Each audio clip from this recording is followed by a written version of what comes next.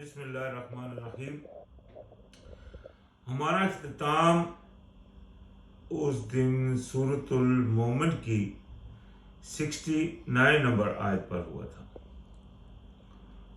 और इंशाल्लाह अभी यहाँ से आगे शुरुआत है। तो फरमाया वक़ाल रब्बुकुम उदऊनी अस्तजिब लकुम। ये एक ऐलान आम है, ये इतना बड़ा इनाम है, ये इतनी बड़ी नेमत का ऐलान है कि हमको शुक्रगुजारी करते करते सारी ज़िंदगी भी गुजर जाए तो वो भी कम। जिसमें अल्लाह पाक ने फरमाया कि कहा तुम्हारे रब ने कि पुकारो मुझे, मैं कबूल करूंगा तुम्हारी, यानी कि मैं तुम्हें जवाब दूंगा। अस्तजिब लकुम अदऊनी अस्तजिब, तुम मुझे पुकारो मैं तुम्हें जवाब दूंगा। ये नहीं है कि खाली बेजवाब है। अल्लाह पाक को जब कोई पुकारता है तो अल्लाह पाक उसका जवाब अल्लाह पाक ने कुरान में फरमा दिया। लेकिन पुकारो किस तरह, पीछे फरमाया था खालस उसको, अपनी फैसले को खालस करके उसके लिए, ठीक है ना। यही बात आगे भी आएगी इंशाल्लाह। ये पुकारने का उसने अपने तरीका बताया हुआ किस तरह उसको पुकारो।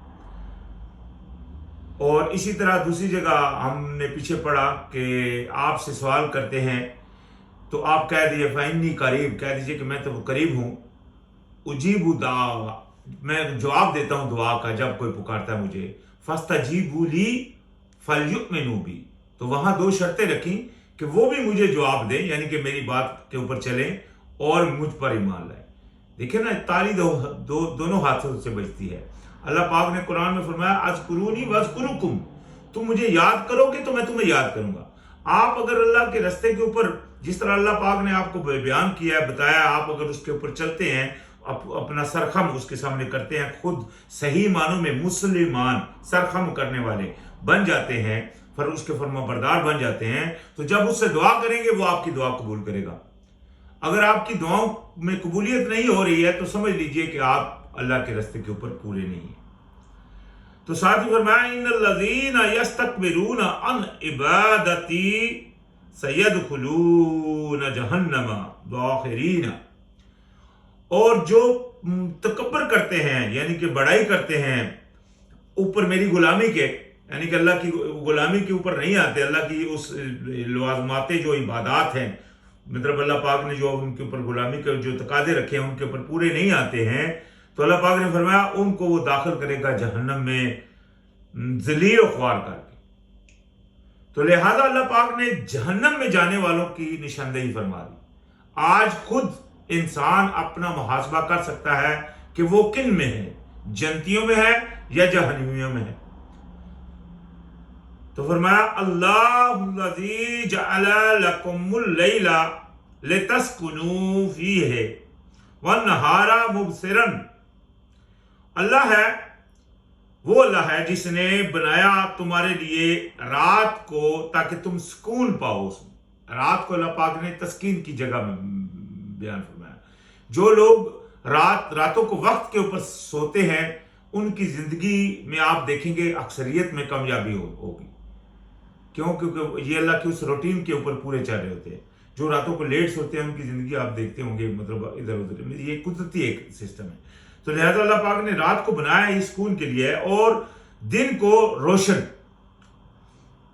इन्नल्लाहा लज़ू फ़ज़लिन अलन नास वलाकिन्न अक्सरन नास ला यशकुरून, बेशक अल्लाह पाक जो है बहुत बड़ा फजल करने वाला है लोगों पर, लेकिन अक्सर लोग जो है वो शुक्र नहीं करते। यानी कि अल्लाह ताला की फजल की इंतहा है।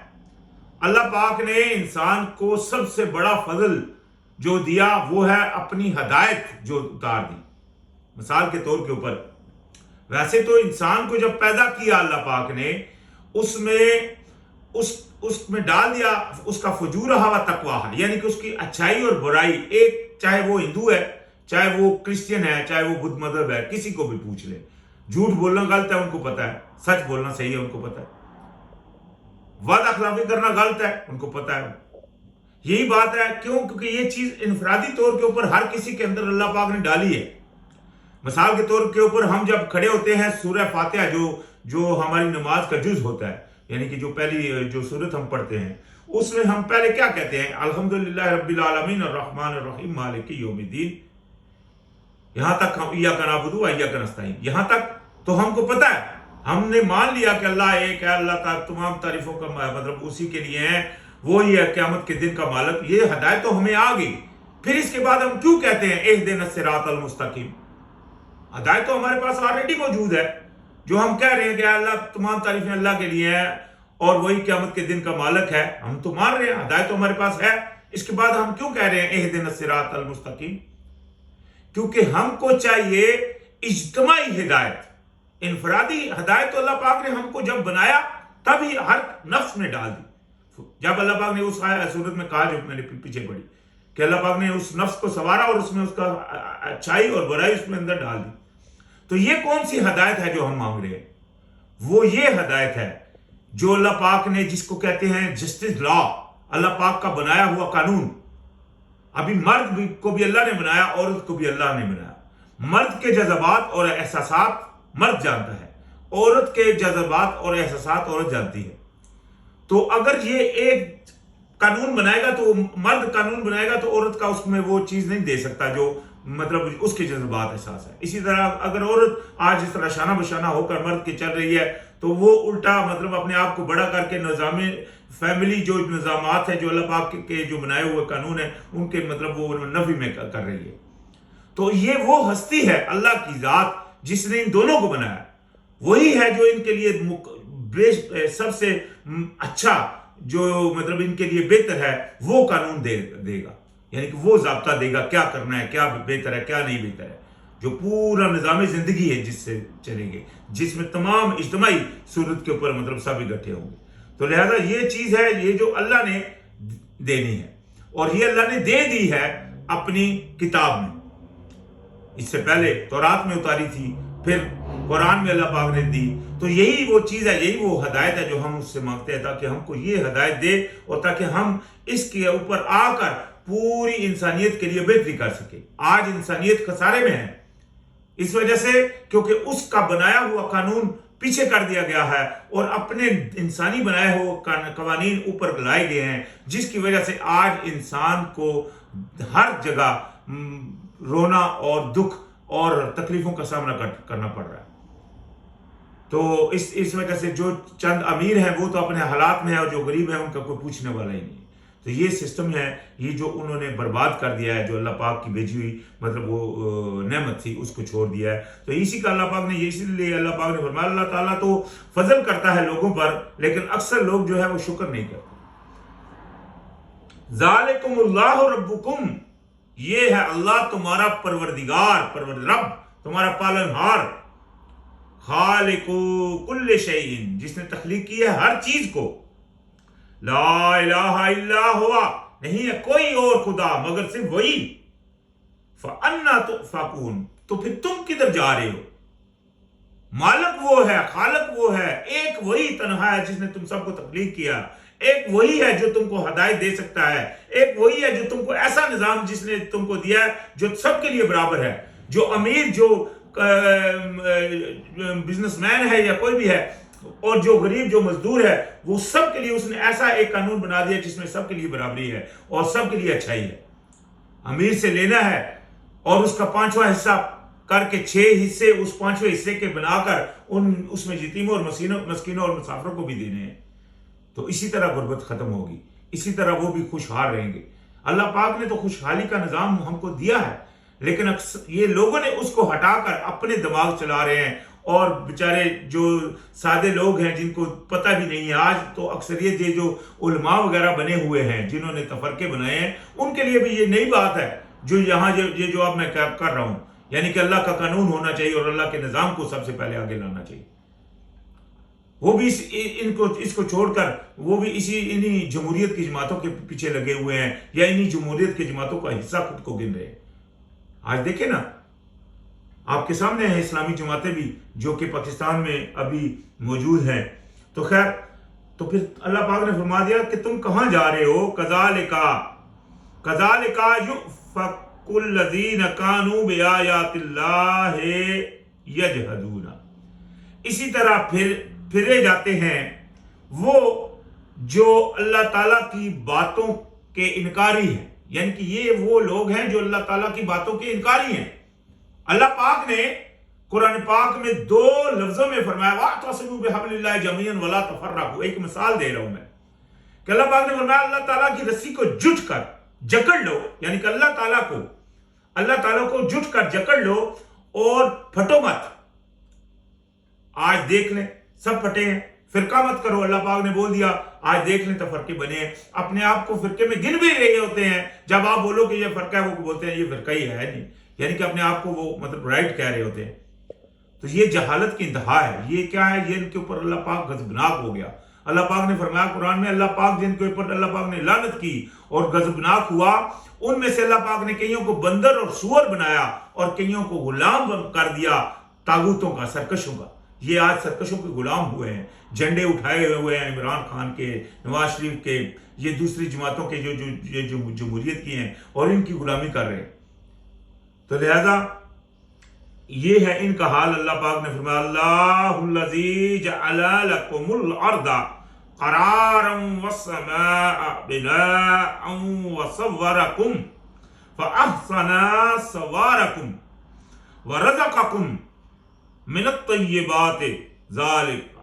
تو یہاں اللہ پاک نے فرمایا کہ اللہ وہ ہے جس نے بنایا تم کو، تو بنایا تمہارے لیے زمین کو قرارگاہ، یعنی کہ زمین کو اس نے تمہارے لیے قرارگاہ بنائی۔ آپ سپیس میں چلے جائیں، آپ وہاں کھڑے نہیں ہو سکتے، وہ اڑاتی رہتی ہے۔ یہ زمین کو اللہ پاک نے ایسی اس میں گلائسی رکھی ہے تاکہ آپ کو وہ زمین سے اٹھنے نہ دے، آپ اس سے چمٹے رہتے، اس کی زمین کی طرف گرتا ہے، اوپر سے چیز جو ہے وہ زمین کی طرف گرتی ہے۔ یہ اللہ پاک نے اس کو قرارگاہ بنایا۔ اور آسمان بنایا، آسمان کو اوپر چھت بنایا اور سوارا تمہاری صورت، یعنی کہ تم کو تصور کیا، تصور یعنی کہ بنایا، تم کو خوبصورت بنایا۔ تو کیا یہ اچھی صورت دی تمہیں، یعنی کہ کیا یہ اچھی تم کو اس نے بنایا۔ آج دیکھ لیں کوئی بھی انسان ہے بدصورت سے بھی بدصورت بھی ہے، اس کو وہ اپنا آپ خوبصورت ہی نظر آتا ہے۔ تو یہ اللہ پاک کی قدرت ہے۔ اور رزق دیا تمہیں پاکیزہ، اچھی چیزوں پاکیزہ میں سے۔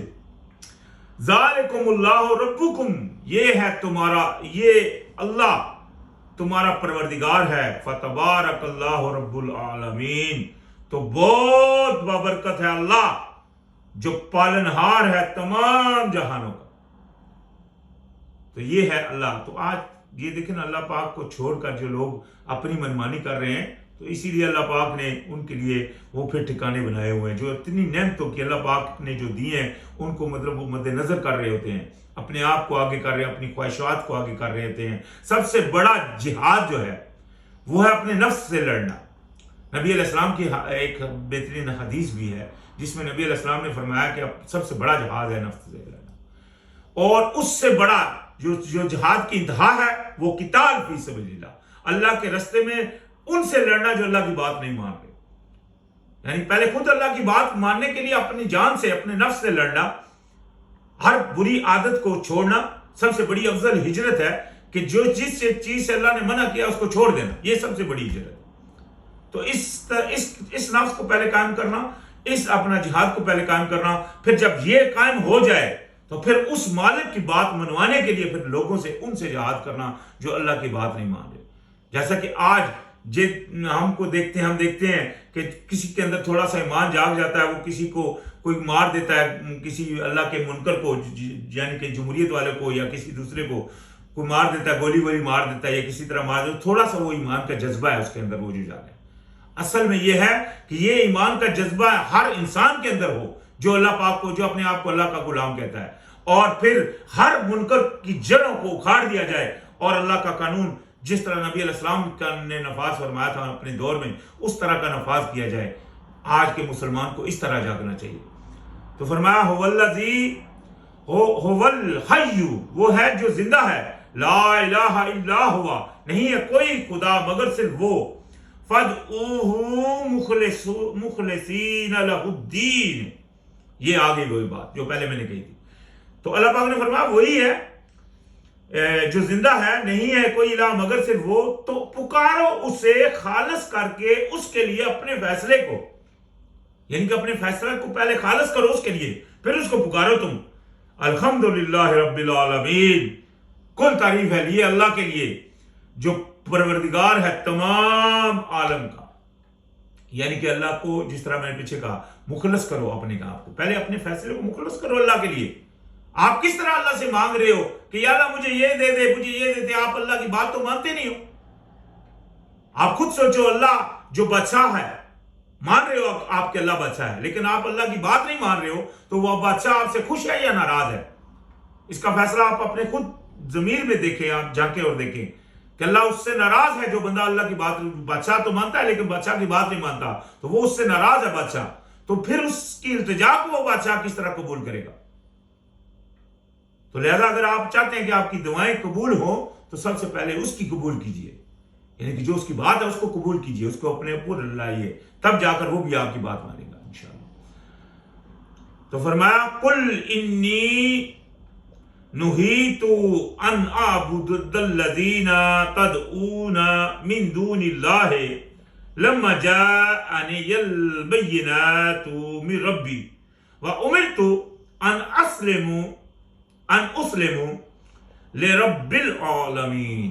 ये देखिए, फिर फरमाया ये कह दीजिए, ये अल्लाह पाक अपने नबी की जुबान से आज लोग दूसरी तीसरी हदीसें, मतलब ऐसी भी हदीसें गढ़ रहे होते हैं जो कुरान से बिल्कुल टकरा रही होती हैं। कई होती हैं जो कुरान के मुताबिक भी होती हैं, लेकिन ये कुरान तो वाज़िया तर वो कलाम है जो नबी अलैहिस्सलाम की जुबान से अल्लाह पाक ने कहलवाया। यहां भी फरमाया कहिए, क्या कहिए कि मुझे रोका गया है कि मैं गुलामी करूं उनकी जिन्हें तुम पुकारते हो सिवाय अल्लाह के, यानी कि जिनको तुम अल्लाह ताला के अलावा पुकार रहे हो, मुझे रोका गया है कि मैं उनकी गुलामी करूं। यानी कि जो भी अल्लाह के सबसे बड़ा हुक्म अल्लाह का है, जो अल्लाह के हुक्म के अलावा दूसरे हुक्मों को नाफिज कर रहे हैं, मुझे रोका गया कि मैं उनकी बात भी मानूं, मुझे रोका गया कि मैं उनकी किसी किस्म की ताजीम और इज्जत करूं। यानी कि मुझे रोक दिया गया है, और जिनको तुम पुकारते हो अल्लाह के अलावा, उनसे मुझको रोक दिया गया कि मैं उनको पुकारूं। इसके बाद के आ गई है मेरे पास वाज़िया निशानियां, यानी कि इसके बाद के मेरे पास अल्लाह पाक की हिदायत आ चुकी कि मैं ऐसे को मानना शुरू कर दूं या पुकारना शुरू कर दूं अपने रब की तरफ से, मेरी तरफ, जबकि मेरे रब की तरफ से मेरी तरफ वाज़िया आ चुकी है निशानियां, और हुक्म दिया गया है मुझे कि फर्माबरदार हो जाऊं लिए परवरदिगार के जो तमाम जहानों का है, यानी कि तमाम जहानों के परवरदिगार के लिए मुझे यह हुक्म हुआ है कि मैं उसके सामने असलम मुसलमान वो है। ये नहीं है कि आप मुसलमान अपने आप को कह रहे हैं और आप बातें दूसरों की मान रहे हैं, फिरकों में बटे हुए हैं, अल्लाह की बात मान रहे हैं, ये कौन सी मुसलमानी है? मुसलमान तो वो है जो सरखम कर दे अपने रब के लिए, बात अल्लाह की माने से, वो मुसलमान। असलम यहां क्या लग रहा है कि मुझे हुक्म ये हुआ है कि मैं असलिम हूं, कि मैं फर्माबरदार हो जाऊं लिए परवरदिगार के जो तमाम जहानों का है। हुवल्लज़ी वो है जो खलक़कुम मिन तुराबिन सुम्मा मिन नुतफतिन सुम्मा मिन अलक़तिन सुम्मा युखरिजुकुम तिफ़लन सुम्मा लितबलुगु अशद्दकुम सुम्मा लितकूनु शुयूखन वमिनकुम मन युतवफ़्फ़ा वमिन क़ब्लु वलितबलुगु अजलन मुसम्मम वलअल्लकुम ताक़िलून।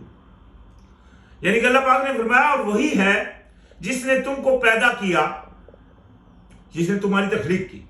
पहले मिट्टी से तखलीक तुम्हारी शुरू हुई, किससे? मिट्टी से, फिर नुतफा से, फिर जमे हुए खून के लोथड़े से, यानी कि जमा हुआ खून जो कि मां के पेट में जब वो जो उसका नुतफा जाता है तो उससे फिर वो जमा हुआ लोथड़ा एक बनता है, एक चिपकी सी चीज बनती है, ठीक है। फिर वो निकालता है, यानी कि उससे फिर बच्चा बनता है, फिर वो तुमको तो निकालता है तुम्हें बच्चा, यानी कि तुम निकलते हो बिल्कुल कमजोर, खुद का भी पता नहीं होता क्या कर रहा है, सिर्फ एक इल्म होता है जो उस वक्त होता है कि खाना किस तरह, यानी कि वो मुंह में कुछ डालो तो वो चूसना शुरू कर देता है। इसके अलावा वो सिर्फ मोहताज होता है अपने वालिदैन का कि वो उसको संभाले।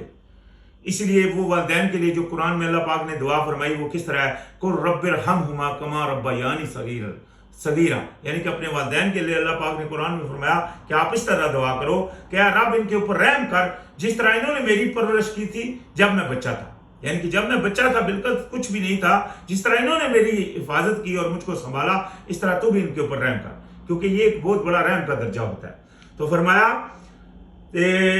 تخرج بچہ بنا کر، پھر تاکہ تمہیں پہنچائے اپنی جوانی کو، پھر تاکہ تم ہو جاؤ بوڑھے، یعنی کہ یہ اللہ پاک کا نظام ہے کہ پہلے بچے ہوتے ہو، پھر جوان ہوتے ہو، پھر بڑھاپے میں جاتے ہو، اور ساتھ ہی فرما دیا اور تم میں سے کوئی ہے جو وہ لوٹا لیتا ہے جس کو، یعنی کہ کوئی ہوتے ہیں جو پہلے ہی چلے جاتے ہیں، پہلے ہی پلٹ جاتے ہیں اس سے پہلے، اور تاکہ تم کو پہنچائے ایک وقت، تاکہ تم پہنچو ایک وقت کو، یعنی کہ وہ اس نے یہ سارا سرکل اس لیے رکھا ہے کہ تمہارا ایک وقت کا جو وقت مقرر ہے موت کا، تاکہ تم اس وقت تک پہنچ جاؤ، اور تاکہ تم عقل حاصل کرو، یا اور تاکہ اس سے یعنی کہ تم کو عقل حاصل ہو، اس وقت اتنا وقت اس نے تم کو دیا تاکہ تم عقل پکڑ لو اور تم اپنے اس جگہ پہ آ جاؤ جس جگہ پہ تم کو ہونا چاہیے، یعنی کہ اپنی تخلیق کا وہ مقصد جان لو جس کے لیے اس نے تخلیق کیا۔ اللہ پاک نے قرآن میں فرمایا وَخَلَقَ الْمَوْتَ وَالْحَيَاةَ لِيَبْلُوَكُمْ أَيُّكُمْ أَحْسَنُ عَمَلًا، میں نے تخلیق کیا زندگی اور موت کو تاکہ تم کو آزمائش کروں۔ اور دوسری جگہ اللہ پاک نے فرمایا کہ وَمَا خَلَقْنَا الْجِنَّ وَالْإِنسَ إِلَّا لِيَعْبُدُونَ، اور نہیں میں نے پیدا کیا جنوں اور انسانوں کو مگر اپنی غلامی کے لیے، یعنی کہ اپنی اس غلامی کے مقام کو تم سمجھ لو، اتنا تم کو اس نے وقت دیا بچپن سے لے کر بڑھاپے تک، تاکہ اس سے پہلے موت کے آنے سے پہلے تم اپنے اس مقصد کو سمجھ لو، اور اسلم یعنی کہ فرما برداری کا چولا اوڑھ لو تو تمہارے لیے بہتر ہے، اسی لیے پھر تم کو وہ انعام ملے گا جو جنت میں ہے۔ یہ سارا سرکل جو اللہ پاک نے رکھا ہے، یہ تمہاری حفاظت جو کر رہا ہے، وہ تم کو موت کے وقت تک تم کو فرشتے بچا رہے ہیں، یہ سارا اس لیے ہے تاکہ اس نے تم کو بنایا ہی آزمائش کے لیے۔ رزق تم کو پہنچا رہا ہے، رزق پہنچانا اس کی ڈیوٹی ہے، اس نے تم کو بنایا تاکہ تم سے آزمائش لے، تو رزق تو وہ تم کو دے گا تاکہ تم زندہ رہو۔